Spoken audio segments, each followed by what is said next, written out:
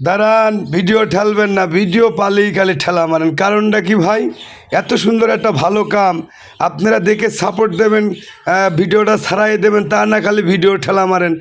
আমি আপনাদের ভাই শোলকুপার ছেলে, এটা আপনারা যদি সাপোর্ট না করেন আমি কোথায় যাব, কার কাছে যাব? অবশ্যই এই দেখেন, আপনি দেখেন জিনিসটা আমার বিদেশের থেকে যে অনুদানগুলো আসতেছে আমার গরিব মানুষের জন্য।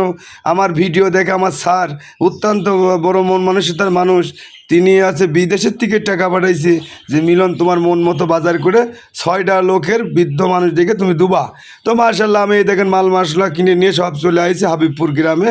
এই তার বয়স জানেন কত? 100 বছর বয়স। আরে সব তারপরে রোজা আছে। মার্শাল্লাহ মার্শাল্লাহ।